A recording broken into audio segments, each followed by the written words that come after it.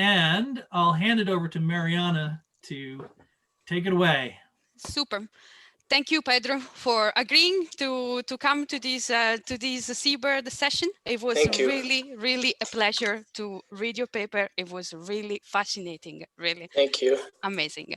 So I'll go over the paper, and so I'll present first your paper.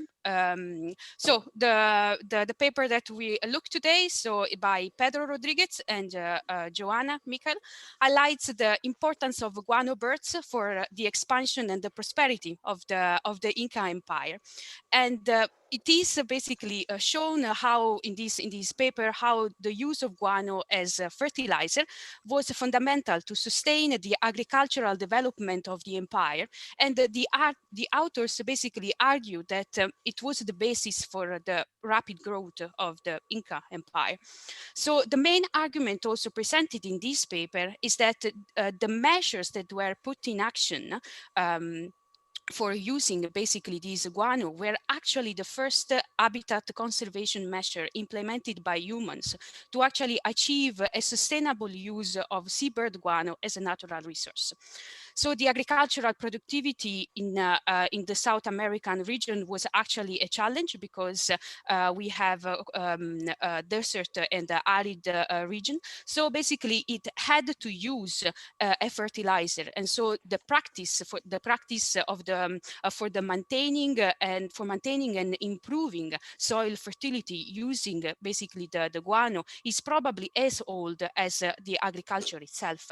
So in this review, the authors first explain the composition of the guano and the seabird population. So here we are talking about three species of seabirds. We have Ganai cormorant, Peruvian pelican, and Peruvian booby, and it is explained their link basically to the Southern American Pacific coast and their connection with the cold waters, which are rich in nutrients, especially in nitrogen. And it is explained how this organic matter basically it is the organic matter that is present in the cold water is consumed by pelagic fish that then are sustaining basically this population.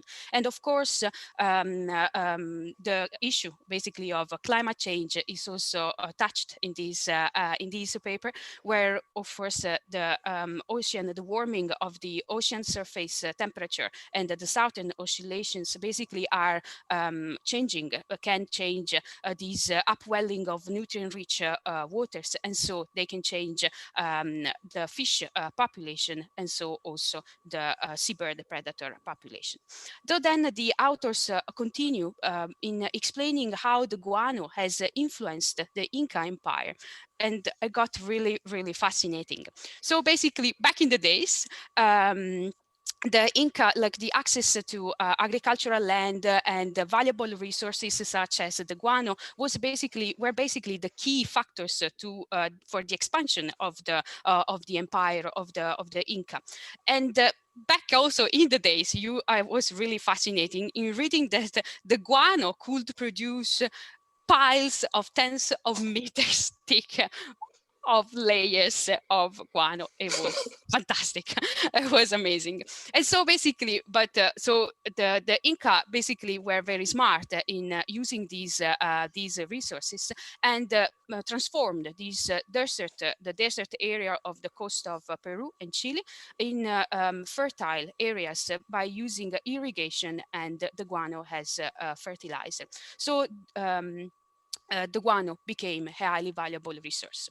The extension of the Inca Empire, so it was conditioned by the distance to seabird guano clusters, and so to the natural distribution of the guano, and to keep sustaining this large empire. Basically, the Inca put in place very fascinating conservation measures, which are also related to the spiritual connection that the Inca had with nature. And so these conservation measures were put in place to basically allow the continuation of the use of this natural resource. So I would like to give the floor to Pedro, and I would ask basically Pedro to tell us about these fascinating conservation measures and what it was for the Inca, this connection that they had.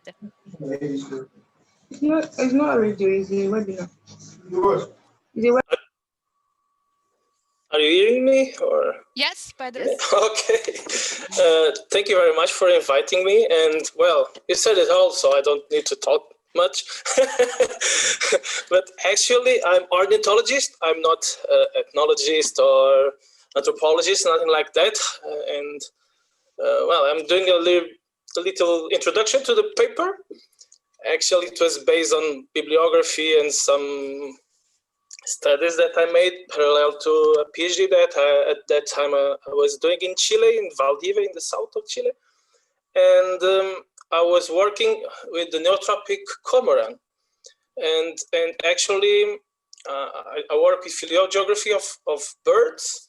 And I found interesting to see that genetically, there are some birds that are almost equal along their distribution, and this is the guano birds. And I saw that their distribution, it's very close to the Inca Empire distribution. So I look at that, and then I start to read a little bit more and understand that they actually preserved the places where the guano was. But what is interesting is that, you know, that the Incas were a bunch of different tribes, and when it was the peak of the empire, it was more or less 8 to 10 million persons over there on this huge empire of more than 4,000 kilometers wide. And what was interesting with them is that the casual language didn't have written form. Even actually, in some places in Andes, there are people that speak Quechua. And so everything we know becomes from bibliographic, historic description from the Spanish colonizers or conquistadores when they arrived, and of course from the anthropologist studies, from anthropology studies and things like that. So we know that around 4,000 years ago, the agriculture starts a little bit more to advance, and and of course it was with the coastal populations that use the guano actually 4,000 years ago to fertilize the desert. If you know this coast, it's from the coast until the Andes, it's almost desert. Nowadays, of course, you can see a lot of plantations that come from 4,000 years ago. And anthropologists found that in some places, 4,000 years ago, there was a lot of draws from old civilizations and pottery and things like that with bird. And you can see that it's a cormorant for sure. That's why I'm interested in that, because cormorants that's over there. And of course, so this is way longer than the Inca Empire. So what Inca did, they were not clever to understand that. So they are clever to put together all these tribes, especially the ones on the coast that already knew this information about the guano.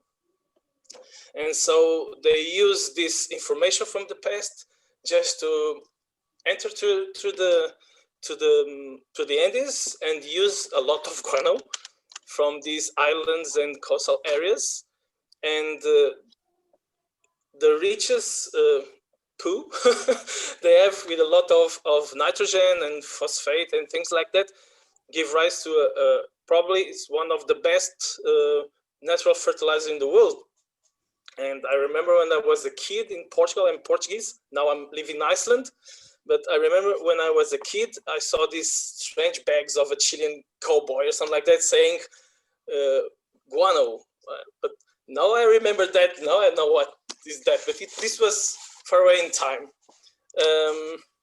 But so what it was interesting is that the Incas start to understand this, and they more than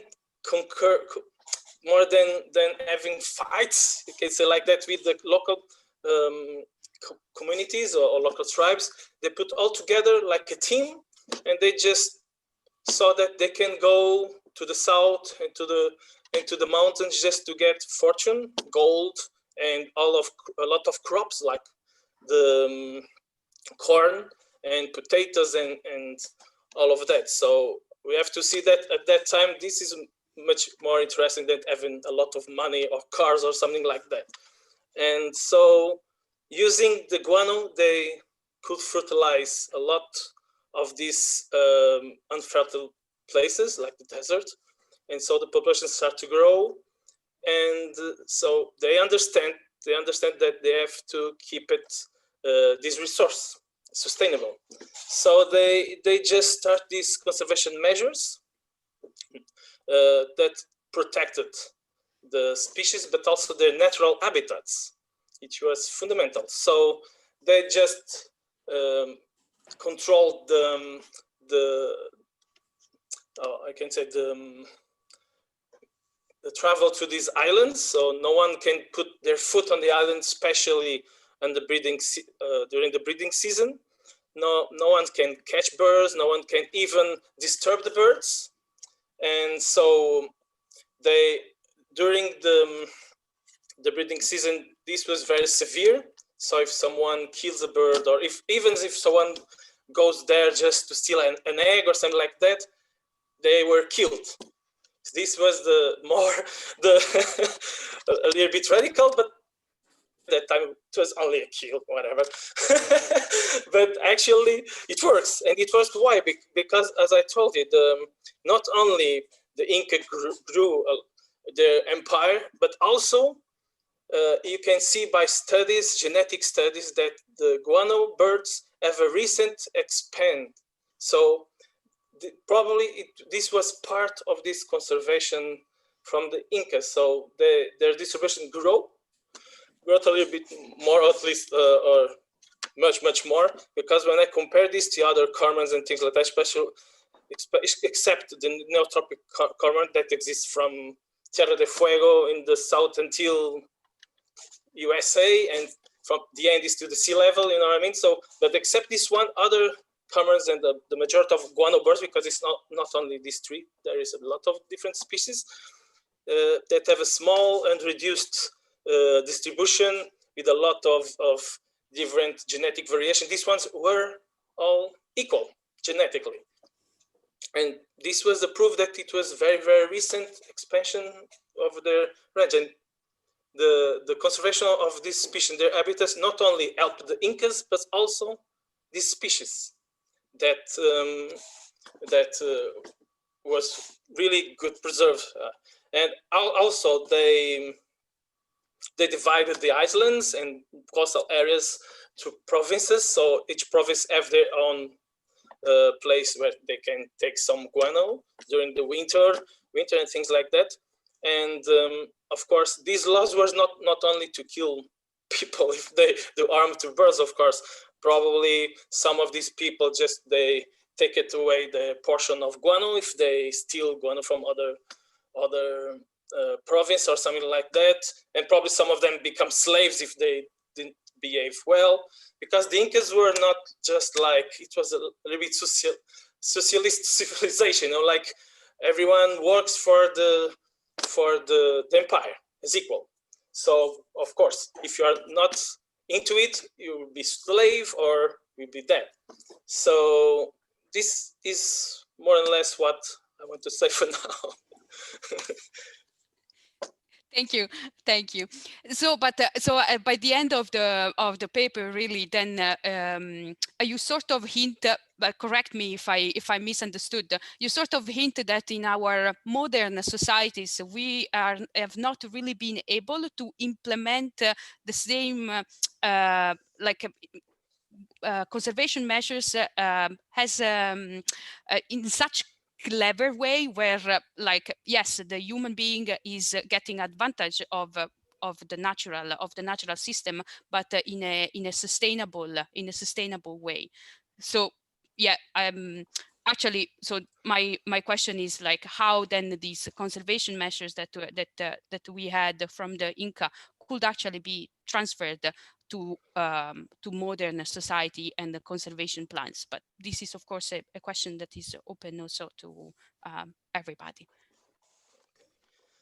I just want to say that I don't want to say that you should kill people just for stealing eggs or something like that. But you can understand, for instance, that there were the Pacific War because of this resource. Chile against Peru and Bolivia, and it was one of the baddest, or the worst war in Pacific, at least in South America. And then it was, they export all over the world, and even birds, the number of birds just start to decrease.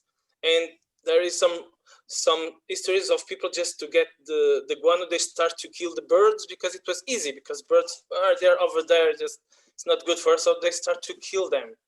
And so, of course, what I mean to say is in case of the sustainability of the resource, because, well, at least in the Incas and probably the generations before the Incas and the civilization before the Incas, at least 4,000 years ago, we don't have this register, but we think that probably becomes from this time that they start to understand the importance of the guano. And probably they were not severe like the Incas themselves, but for sure they protected. And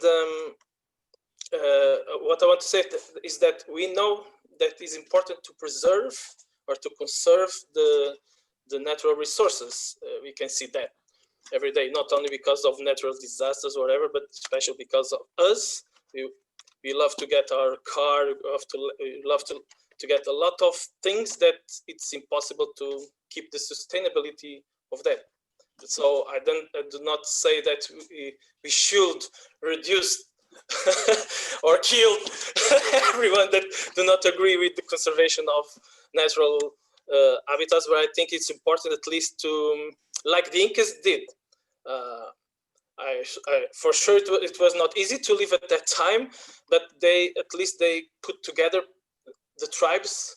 Some of them for sure suffer more than others. I suppose that the coastal ones were privileged, have a lot of privilege because they know how to get this resource, they know how to maneuver boats on the Pacific coast and things like that, in contrast with the people in the forest that probably it was useful for the Incas, you know what I mean? But at least they put together all of different type of language, type of cultures, even different gods they had, and put all together in one way of preserve this resource. And I think if today, well, I cannot say all together, like the Incas, for sure, some tribes not going to be with that, but at least if they come together, it was important to understand that Incas did that, and they earn with that, and even birds earn with that also. So if we start thinking on this way, probably we can, well, I don't believe in this, we're going to save the natural world just like that for sure, but at least if you put all together this effort from countries all around the world, not only with seabirds, of course, for sure it will be better. And I think this is the major thing that we can learn from the Incas, not to cut heads or kill people, but to put all the difference together and try to preserve these natural and other natural resources, of course. I agree. I mean, yes. Thank you so much, Pedro. Yes, if Grant and David have any question. David, I'll throw it over to you for some questions first. Yep. Maybe first a comment and then a question. You mentioned that after this really interesting historic background of Inca exploitation of the guano, there was also a modern guano exploitation from the 19th century and sort of guano rush and guano war. And then the guano continued to be exploited in the 20th century, and then it was also very much regulated. And one regulation, I think, in the early 20th century was that fisheries were tightly regulated for the anchoveta, because the idea was to have a lot of fish in the sea for the birds to eat on, to then produce a lot of guano. And if I'm right, that's a very interesting perspective nowadays, in the context of overfishing, that at once a state or a group of states could be there to say, well, no, we don't want to fish that much because we want the birds to eat a lot of fish to then produce a lot of guano. I think that brings another perspective that if needed, states really have the power to regulate the fisheries. Which often in the discussion today, people will bring the argument that no, well, it's really complicated to regulate fisheries, and people never agree altogether. Well, I think the guano story tells us that yes, it's possible to regulate what fisheries take.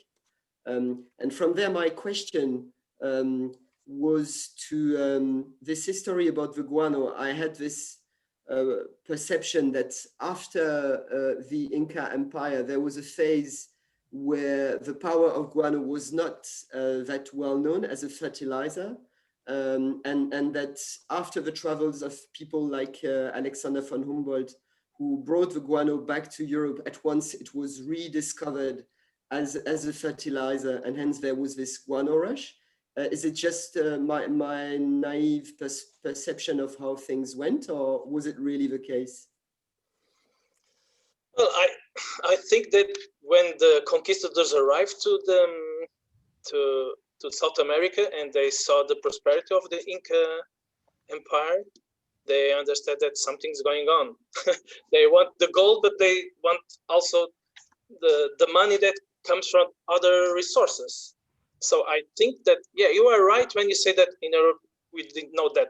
Well, we know that in other places around the world, guano was used, bat guano, and even one from birds. But the question is that over there in the coast of Peru and northern Chile, the abundance were so high that it was like discovered a different level of guano and guano application.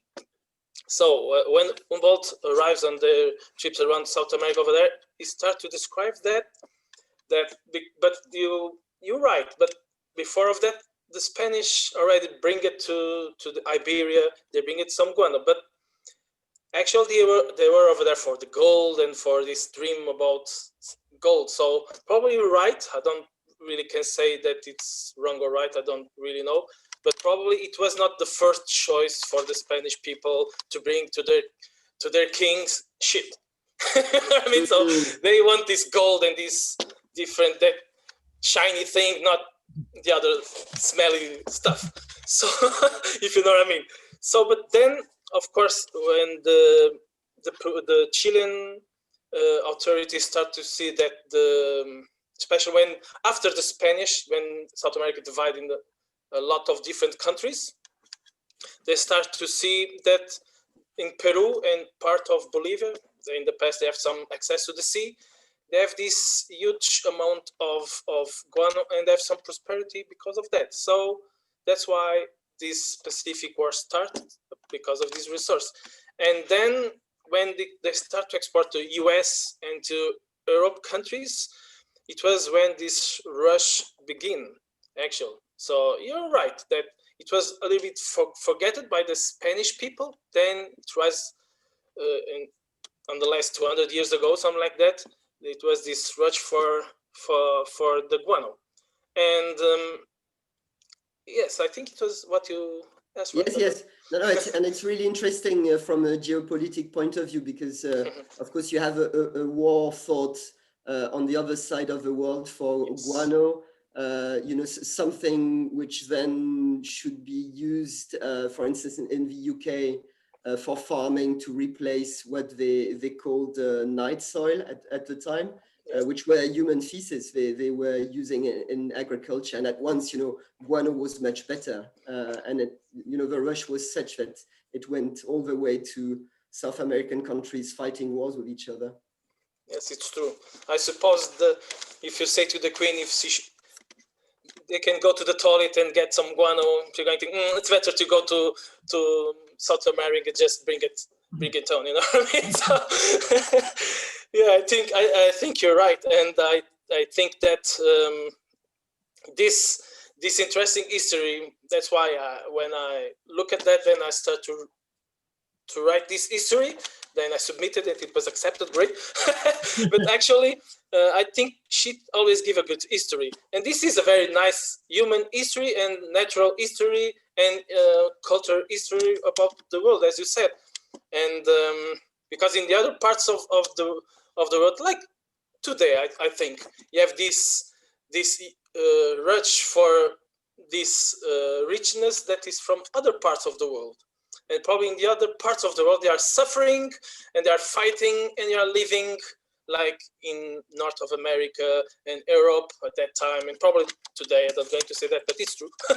We are living very well, you know what I mean? So the problem is with the other guys, and this was what is passing for the last 200, 300 years. And of course, the Incas were not saints for sure, you know, because if they have that, if you are not agree with them, for sure you are killed. And it was not only these fascinating things, you know what I mean? And so I think if you look to the past, you're going to see good and bad things, as always. And if you can take these good things just to try to put in our lives, it will be great, especially for us that are biologists and seabirders, whatever you want to call. And for us, it's interesting because you see that if an effort is put together, in this case with different tribes and things like that, probably birds can earn something with that, not only people. This is one of the biggest problems in conservation today.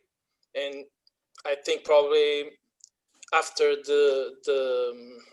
on the last 200 years at least, that, well, we think that, okay, we know that you're not in the center of the universe, but we still think about that. Yes, first it's us, then the rest, you know what I mean?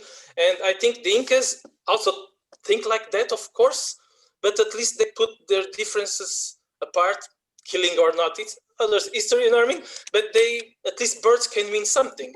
And I think that you could think like that, like, okay, you can have these resources to increase our level of life or something like that, but also we can give these animals a right sustainability of their habitat, and like you said, preserving the fisheries, you're going to preserve. But you have to see that when this rush for the guano rise, some rich people just said to the poor fishermen, you cannot fish anymore because I want the money from the guano.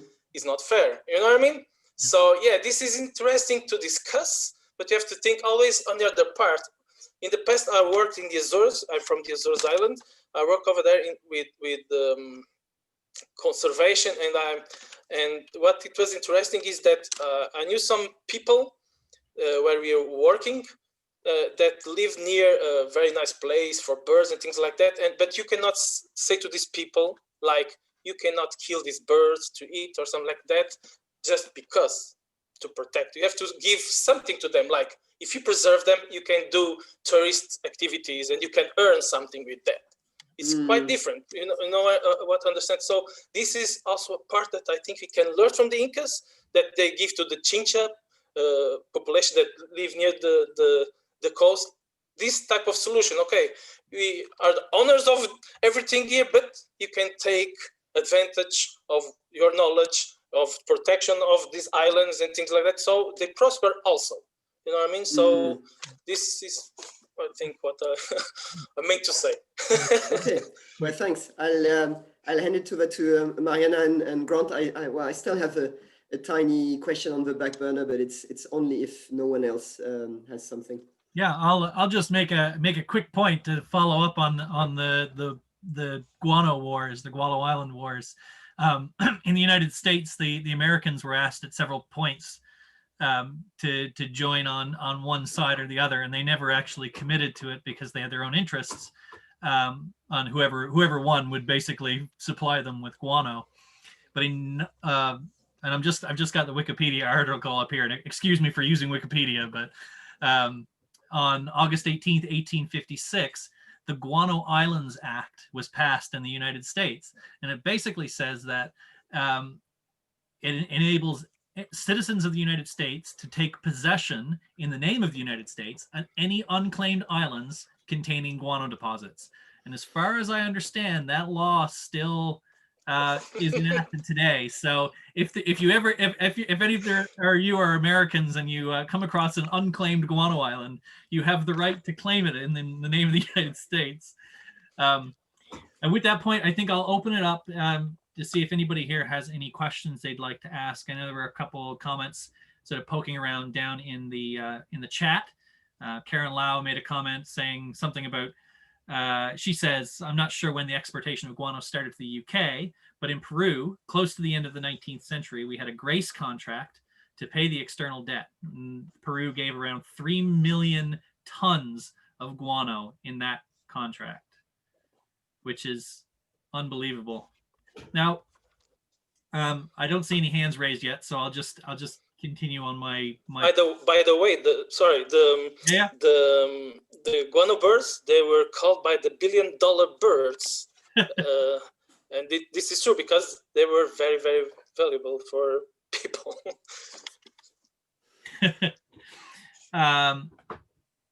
Yes, so I guess what's interesting is that it seems like the Guano Islands off the coast of Peru and Chile have a particular environment that allows the guano to pile and bake in place, which is quite unique. Because if you go to other places, sure, you have lots of colonies out there with many, many seabirds on it, but it seems like all that kind of gets washed away.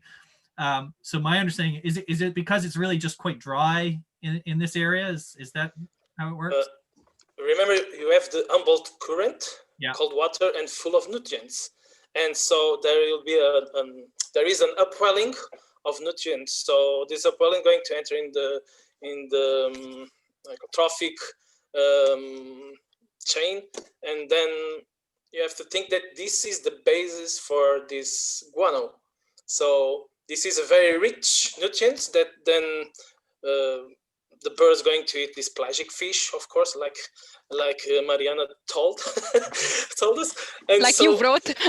Yeah, yeah, but so this is of course one important basis for this. Then of course you have this desert and arid coastal area where it's quite rare to rain, so it's very, very dry. So of course then you have the El Nino and this in the southern oscillation.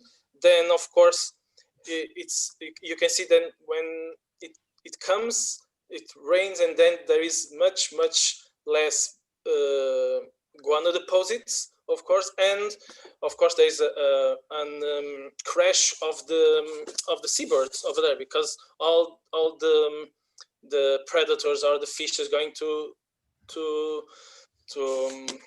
decrease, and of course and you also have the fisheries that are affecting that. So, but even so, because of this rich upwelling on the sea and the low levels of rain, the deposit is going to rise and rise and rise, of course. And so that's why that at least for 4,000 years it was used. Even today it's used.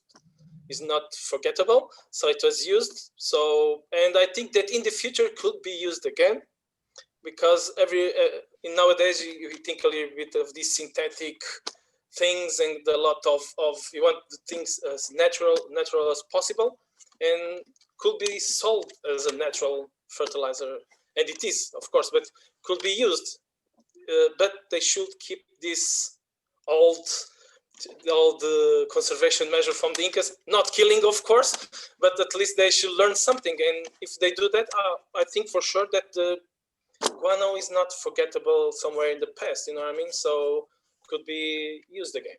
Cool. All right, thanks for that, Pedro. Okay, we've got a couple of questions, and then I think we'll probably move on after those questions. I had a question. Tony Diamond had his hand up, I think. Tony, you're unmuted. Did you have a question? Yes, I did. Thanks very much for this great paper. I have a lifelong interest in seabird guano, as many of us do. I wondered whether there are other cold currents offshore of continents in the world, off West Africa and Western Australia, and I wonder if there are comparable guano islands there. That was one question, if anybody happens to know if there were comparable industries in either of those places. The other question relates to, there's a lot of islands in the Pacific that have big seabird colonies which accumulate a lot of guano. And I think the pattern there is, if they're dry, it depends exactly where they are in the system of ocean current. But if they have an arid atmosphere, then they do accumulate. And of course, there's lots of Pacific islands that have been completely stripped, and Indian Ocean islands too. Assumption in the Western Indian Ocean was a very good guano island, and that was completely stripped. I don't know where all that guano went. I don't know who was doing it and what the market was, but it's pretty well all gone now. Yeah. So there are other places in the world where this has gone on, but I don't think any others, as far as I know, have had the kind of geopolitical impact or the sociological political impact that the ones that Pedro has told us about. Mm-hmm. Yeah. I could probably touch on that very briefly before you speak there, Pedro, just because I was just reading about this. John Pyatt very kindly sent me some excerpts from a book and Tony, you actually probably know this book, The Mers by Leslie Tuck. In chapter 20 of his book, he talks very explicitly about the economics of seabird guano, particularly in polar regions, talking about these colonies of like 55 million plus Mers in the Arctic region, and their guano potentially leading to the reason why there were such rich fisheries in the North Atlantic and in and around the Bering Sea. And what's quite interesting is that there's a paper even back from 1955 that discusses this very phenomena from a sort of a more environmental perspective or an oceanographic perspective. What he mentions in that chapter is that the Funk Islands in Newfoundland were actually stripped clean of soil. The 35 tons worth of soil was taken off the Funk Islands and sold as fertilizer in St. John's, and then moved. But that was it. I mean, that's all they could take.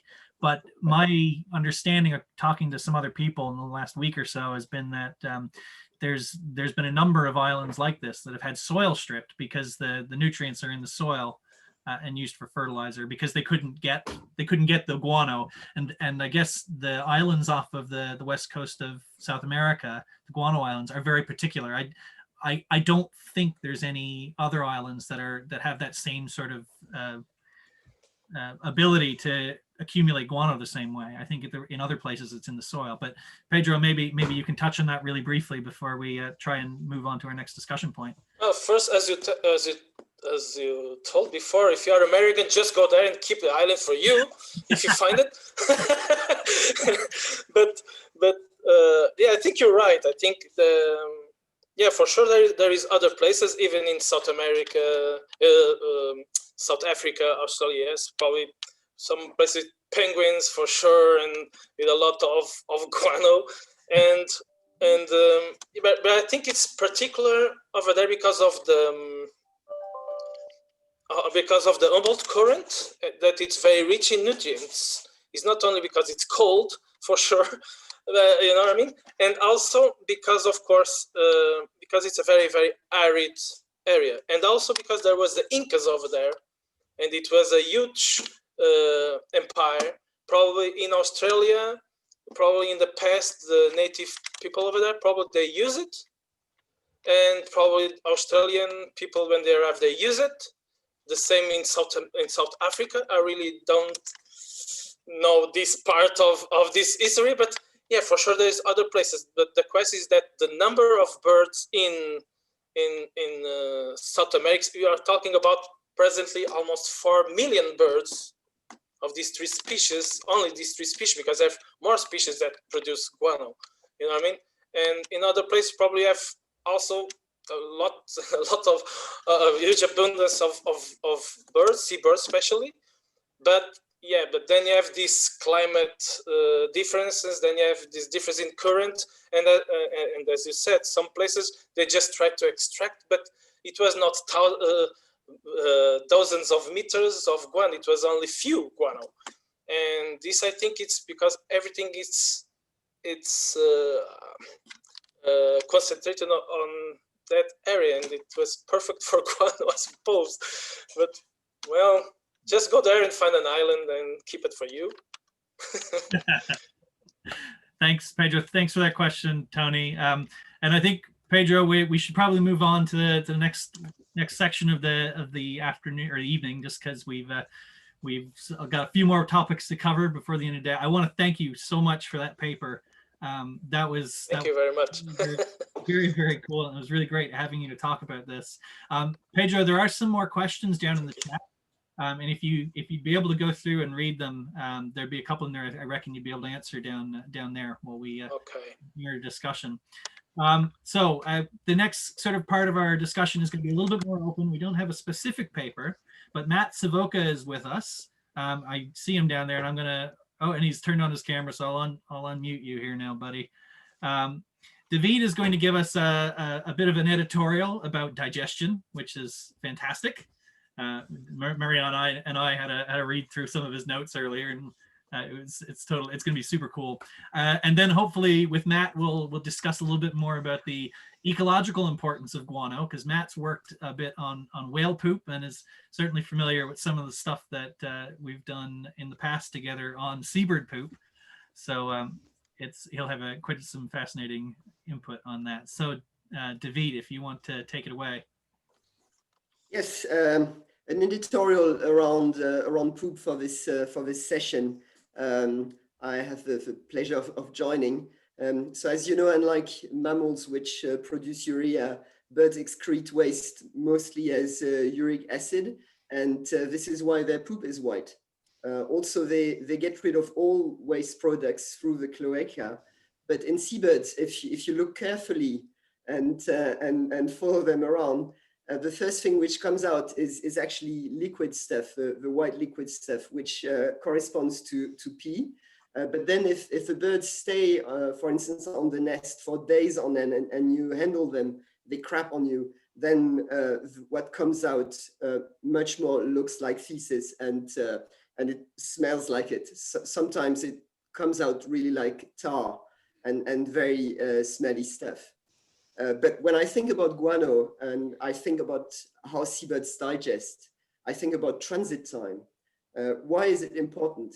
That's because we often think that animals are limited by environmental constraints, especially their capacity to find food, the composition of this food in terms of energy and the different nutrients it contains. And this has framed our thoughts, I think, a bit too much.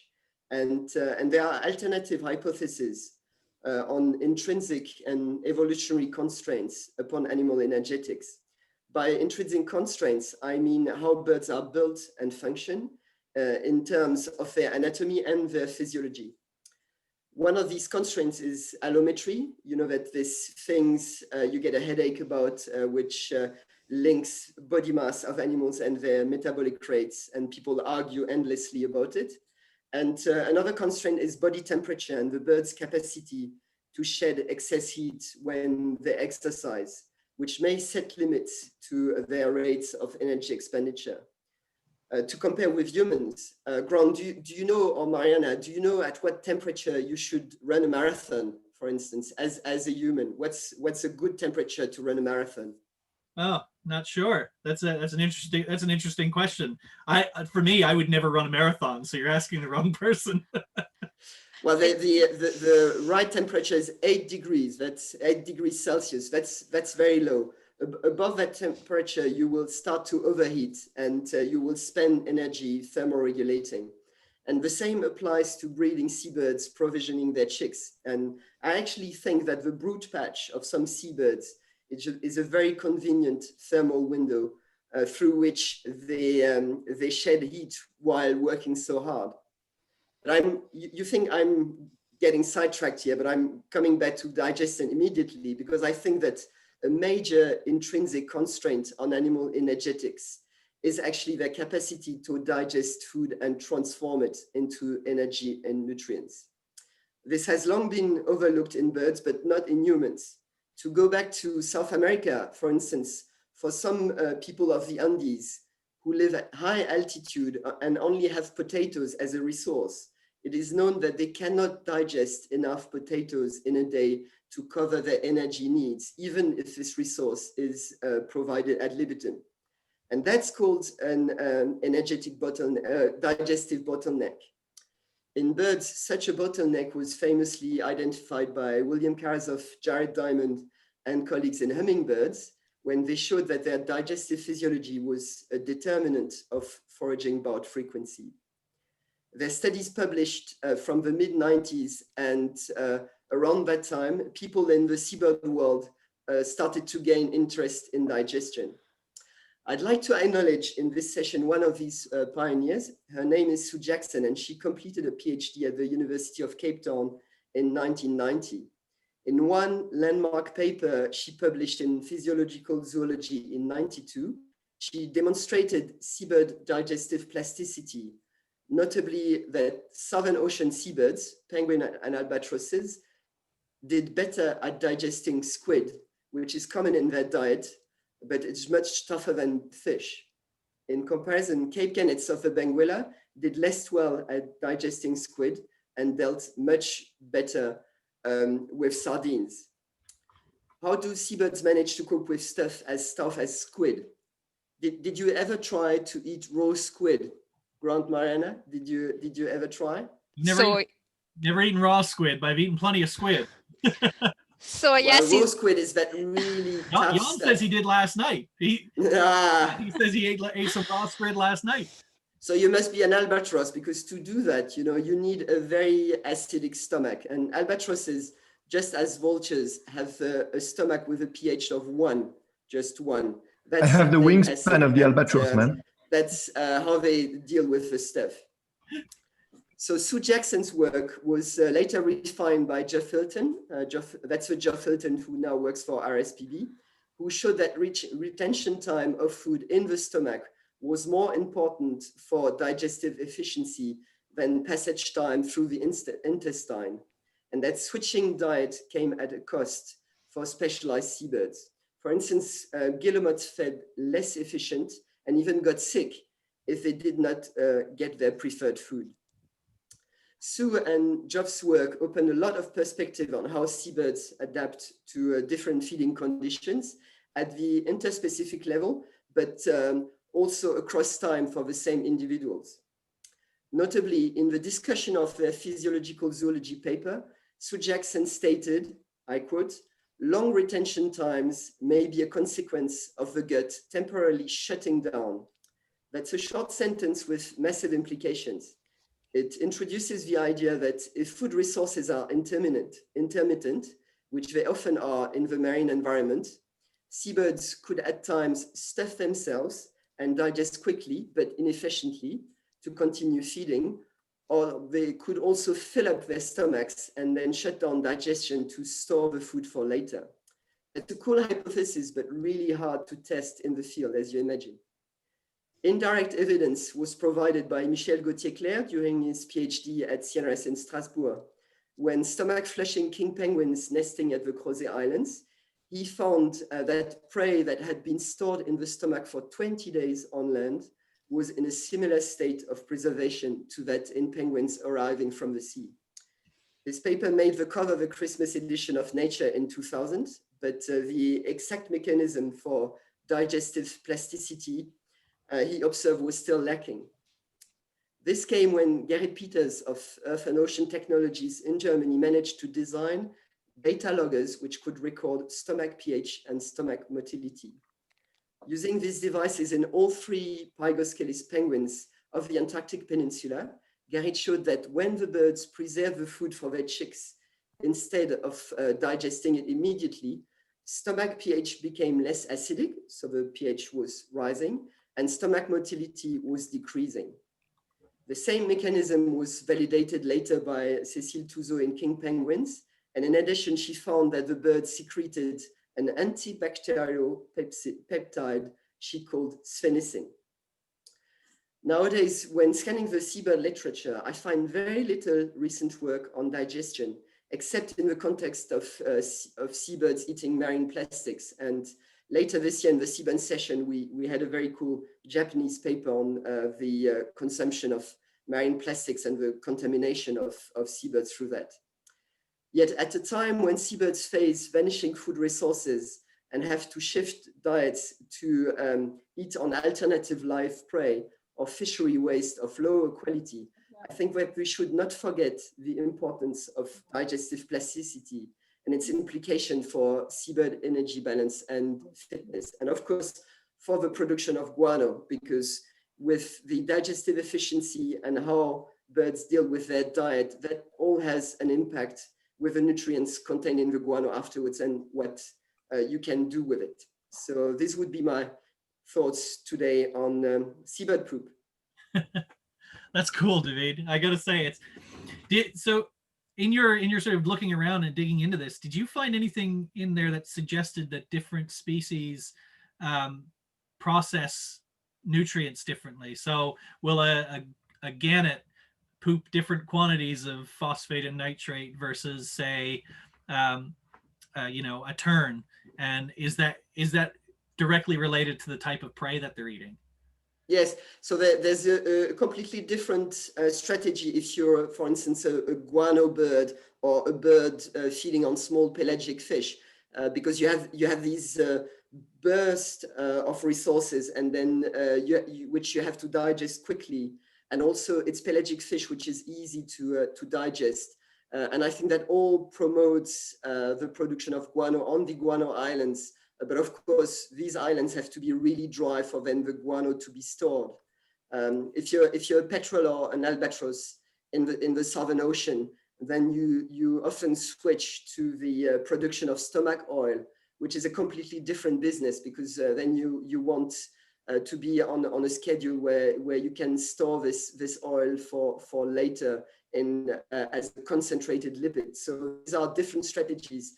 And that certainly has an influence on the production of guano. That's awesome.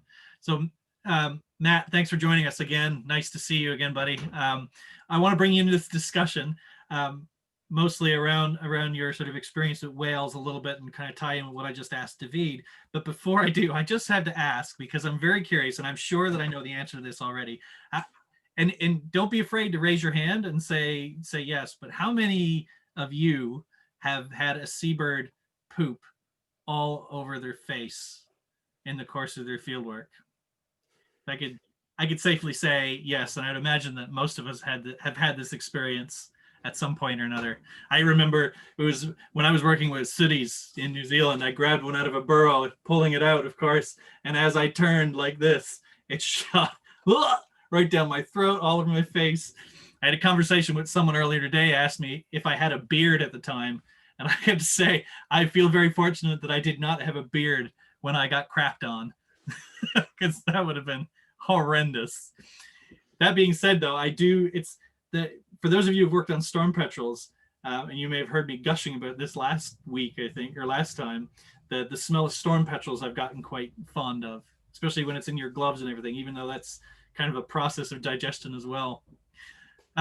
So Matt, what I'm curious to know is, I asked David a little bit about the differences in phosphate nitrate concentrations that you would get in seabirds, and have you seen anything in sort of the marine mammal literature that suggests similar? I feel like there's more been done on the impact of guano on local ecology, on global ecology in the marine mammal world than there has been on seabirds. So is there any indication of say if you had a sperm whale that crapped the exact same amount as a fin whale in the same spot, would each species have different impacts on local productivity? So yeah, that's an interesting question. And I'll say, it depends on what marine mammals you're talking about, right? So there's quite a good amount of information on pinnipeds, right? Because you can keep those in captivity. So a lot of their digestive physiology is fairly well worked out. I'm no expert in that, but a lot of people have worked that part out. So the stuff that David was talking about is pretty well known for pinnipeds and some of the smaller cetaceans, but for the larger cetaceans is totally unknown or almost totally unknown.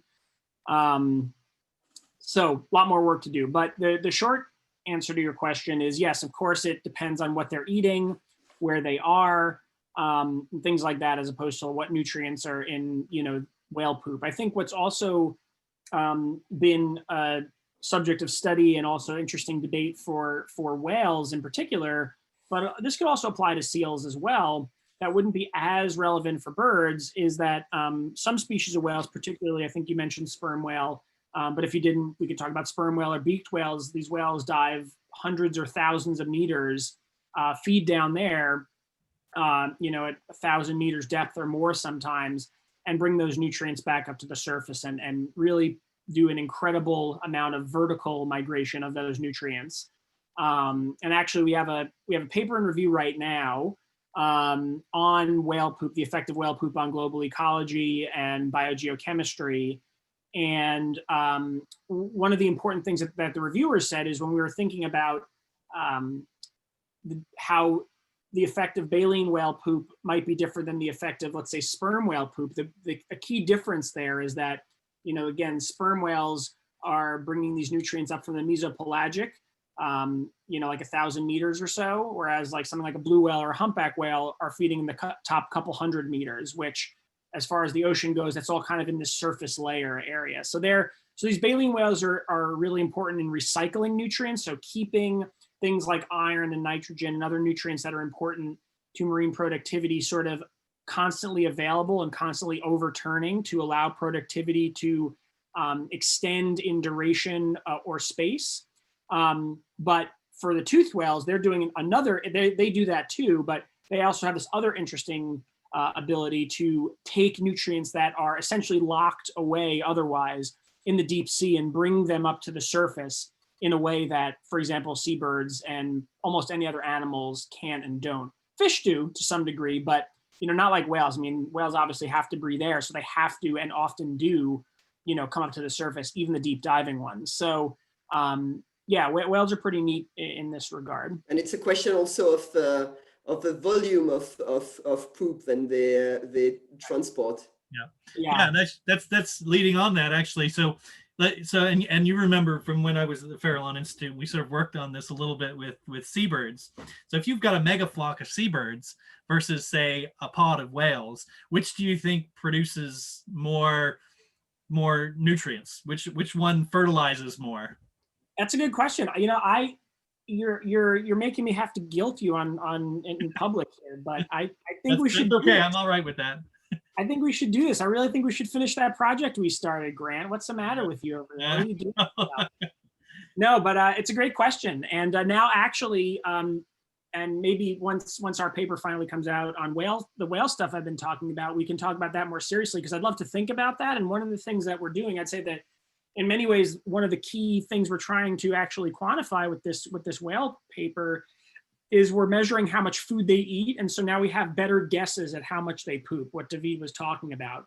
And that's a big sort of missing link in all this.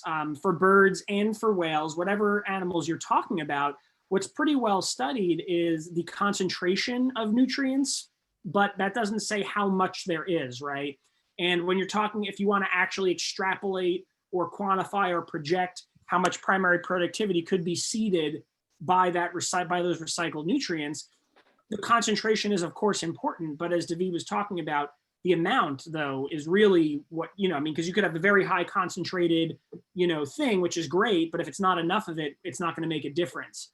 What does seem to be the case is that for these nutrients, it seems like, so I've been thinking a lot about iron in the Southern Ocean, but this goes for nitrogen and phosphorus as well, the other two limiting nutrients in non-polar regions primarily. Birds and whales, and presumably fish as well, do a good job of crapping out a lot of this stuff. In particular, if you think about something like iron, which is a micronutrient, meaning that mammalian bodies, for example, and presumably seabird bodies need very, very little of it. They end up excreting 80 or 90% of the iron they ingest. And so it's still not a lot of iron, but when you get to iron limited waters, even tiny, minuscule amounts, parts per billion amounts of iron can have effects, and do have effects actually. So yeah, in any case, and this is way different. So in, guano or whale poop, whatever you want to say, the concentration of iron is in the parts per billion range. So tiny, right? Parts per million, parts per billion, tiny, tiny, tiny. Whereas if you're thinking about, phosphorus and nitrogen, you're talking about 10 or 20% of it is phosphorus or nitrogen. So the differences are orders of magnitude difference, right? But when you think about what limits productivity, it doesn't necessarily matter it matters what is limiting. It doesn't matter how much of it there is. So, in polar regions, there's plenty of nitrogen available. But one of the big discoveries of the 1990s in ocean ecology and biogeochemistry was that in these vast polar regions, productivity is limited by iron availability. So iron is really interested in the polar oceans. But in these other regions, like the Humboldt Current, California Current, and these upwelling regions that we were talking about, nitrate and phosphorus are more important, as they are in soil as well. And that's, temperate soils anyway, the ones that we farm in. And that's why we care about them as fertilizers, not so much for these micronutrients, but for these macronutrients that we talked about. I don't really remember if there was a question or a point at the beginning of this. I'm kind of just rambling. That's okay. We're all right with rambling. If it would be on land, because of this difference between urea and uric acid and the composition of poop in mammals and birds, if it would be agronomy on land, there would be the argument that guano from birds is so much better than guano from mammals. So I was wondering whether at sea this also makes a difference in terms of fertilizing surface waters. I think that would be a really great question to test. I don't think anyone's ever really tested that in a direct way. Super hard to test. The best way to do it would be in the field, but how would you ever control for it? Because in a previous Seabird session,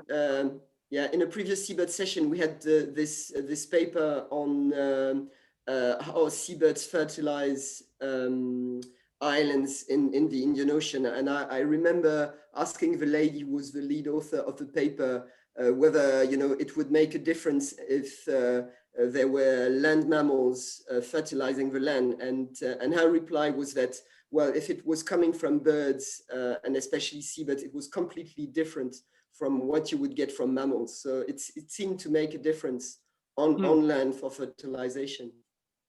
Yeah, I don't know too much about that, the urea-uric acid difference there.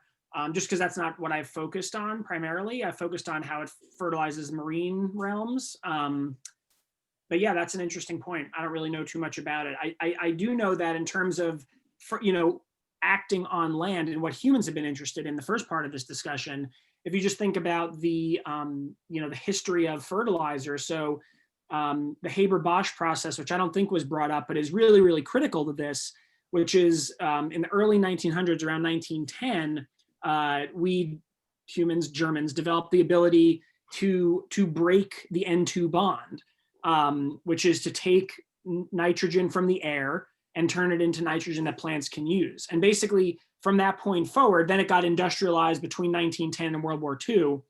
There's an interesting side story there too, actually, because initially this process was built up to make toxic gas to kill people in the trenches in World War I, and to build explosives to kill people in World War II. So, but in any case, so there's like this double-edged sword of this technology, kind of could be a whole nother fascinating direction of conversation. But in any case, after World War II, it was like, hey, we have this technology that can actually do what legumes do, or do what birds do, which is take this N2 bond and break it for us synthetically and allow us to now have the fertilizer we need. So by the time the technology would have been advanced enough for us to harvest other animals' shit, basically, we didn't need it anymore because we could just produce it in factories, and we did, and we do. By a huge, huge margin, all the fertilizer we produce in the world is synthetic now, an enormous margin. But I think what's important to think about is only 100 years ago, really, that was completely flipped, right? Almost all the fertilizer that we used on the planet up until about World War II, so to speak, maybe a little before, but around World War II, was animal poop in some form. The poop of farm animals, the poop of seabirds, and so on. And this is so recent in Earth's history that we've been able to do this. And also, even with the fertilization of land, doing it by synthetic means has had really horrible consequences as well. Over fertilizing land, and this also happens at sea too, right? I mean, eutrophication and anoxic zones and things like this, dead zones, are a thing at sea as well. So I really love this topic. Eventually, I want to write a book on it, I think. But there's just loads and loads of interesting angles to this problem. And I don't know, I mean, certainly mammal poop is good fertilizer. I mean, cow manure, right? Horse manure. I mean, these are things that are commonly used. So I don't know, was that woman that you were referring to, is she talking about marine mammal poop, David, versus seabird poop? Because certainly mammal poop is good fertilizer. It's been used for millennia. Yes, but apparently, there was nearly an order of magnitude in terms of the phosphate and nitrogen concentration you could get in seabird guano. And also to go back to one of the comments, I think Jan put in the chat previously, the interesting point is that now, because we're trying to move away from industrial farming, then there might be an increasing demand again for guano, natural guano as a natural product for organic farming.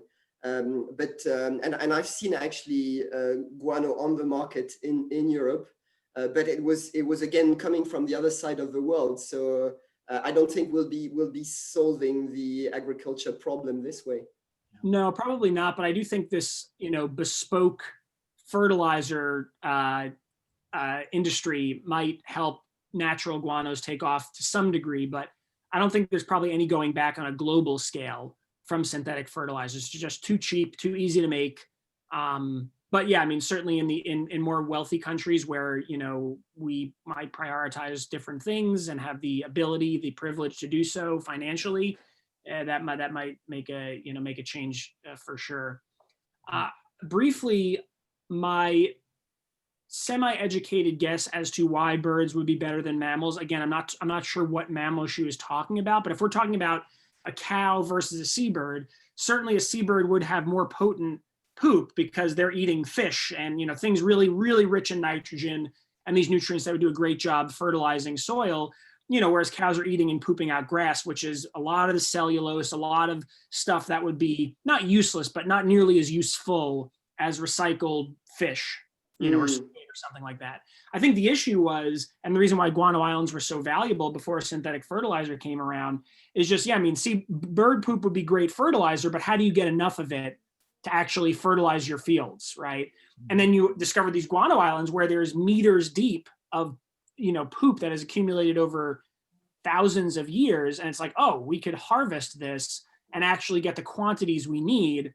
Now with cows, for example, cow manure, that's never an issue. You just follow a cow around, you'll get as much as you need. So I imagine it's those differences that might play into what she was talking about, but off the top of my head, I wouldn't know without some more details. Yeah. I think it's just, to me, the whole seabird guano story is something that I think has been highly ignored in sort of popular media. And the average person walking down the road wouldn't know how much seabirds influence their day-to-day life. I mean, so going back a little bit to this excerpt from Leslie Tuck's book, one of these papers discusses the fact that the reason why we have these incredibly rich fisheries is because of recycling of guano in the Arctic region. And I reckon that that's probably very much the truth for other areas as well. And the reason why we've got, extremely good fisheries off of the Kerguelen Plateau and South Georgia and places like that.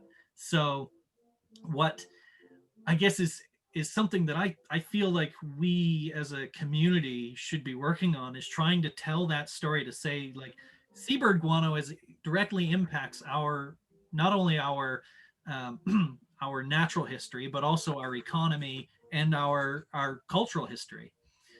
I think that's a story that's just not really been told effectively yet. So it was really cool to see Pedro's paper come out, going over this this is one of the world's first conservation measures. And I really think that with Matt, the kind of work that you do is really sort of filling in such a huge piece of the puzzle right now, in how we recycle, how animals recycle the very nutrients that feed them later on down the road. Totally, and that's one of the main things that we're discussing in this paper. At some point, again, it's not bird focused, but I'll obviously share it with you, and you're welcome to share it with this group. I think it could be interesting to think about, the marine ecosystem as a whole. But what David was talking about is it's true that especially before whaling, there were just so many more whales than there were anything else in terms of biomass and in terms of in terms of food ingestion and pooping. There are entire regions of the ocean, like the Southwest Atlantic near South Georgia, regions that used to be incredibly, incredibly productive.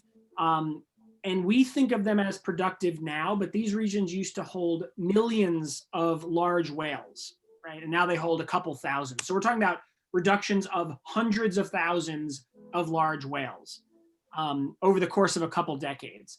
And what does that mean, right? You think, wow, it's so many whales we lost. That's true. But think about how much krill and phytoplankton was lost from that region as well. And we know that through empirical studies of krill and phytoplankton in those areas since the 1970s. You've seen huge declines. And that's really interesting because what was originally predicted was post-whaling, due to competitive release or predator release for the krill, you would see explosions of seals, birds, and krill populations. All these things would boom once you remove literally over 1 million whales, large krill-feeding whales. That's not at all what happened. Certain populations like Antarctic fur seal did really well. Some birds did really well, but in large, most populations stayed stable or even declined, and overall productivity in the area has certainly declined. Krill stocks have declined tremendously in that area, phytoplankton as well. Salps are moving in and replacing the krill. So one of the things we discuss in this paper are the fact that when you remove these top predators, whether it be birds, whether it be whales, whatever the case may be, you have these really powerful ecosystem regime shifts that we argue are driven, at least in part and perhaps largely, by the removal of these ecosystem services, that exactly what Grant and all of us are talking about, the recycling of these nutrients that allows for the productivity, the fertilization of their own feeding grounds.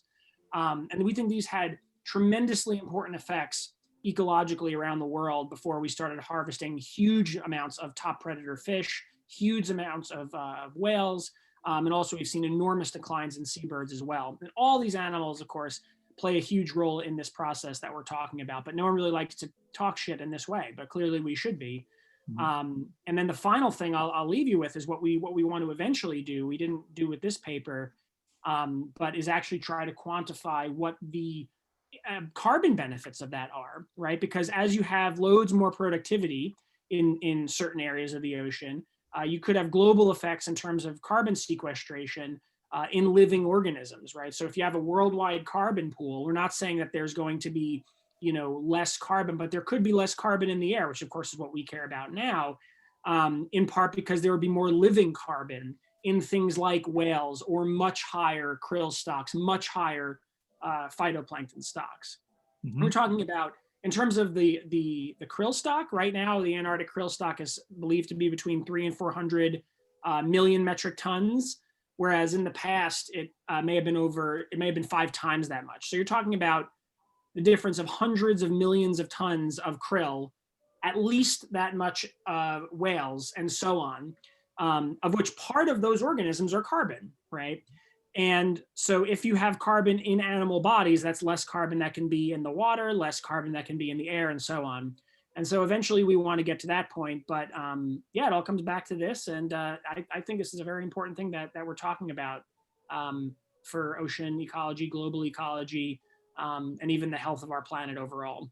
Mm-hmm. And in terms of nutrient cycles, has anyone looked at the implications of the removal of large predatory fish by fisheries along the same rationale as the one you use for the marine mammals?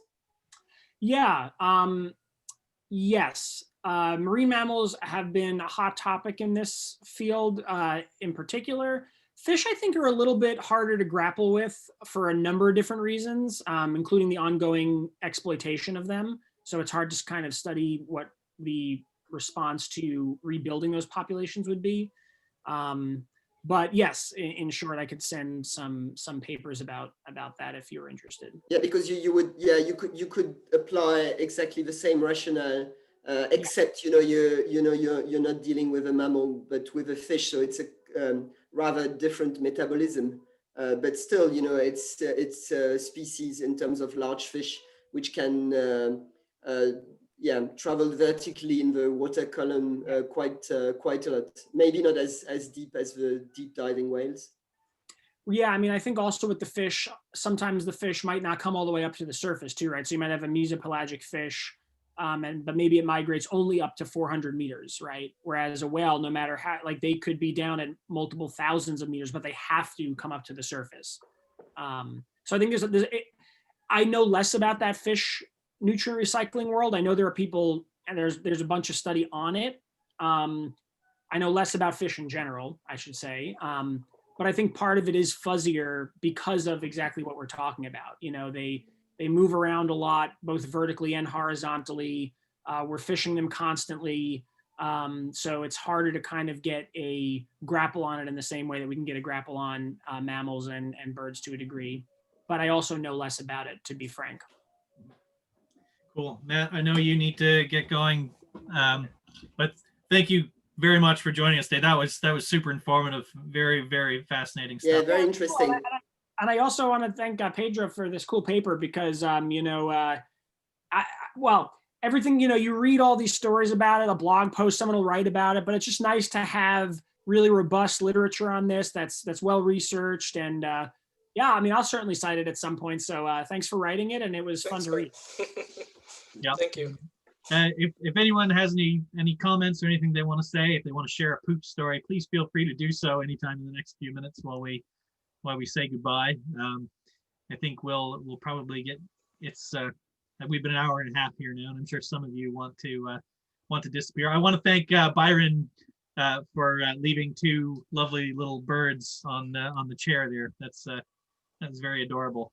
It gave me something to look at while we were talking.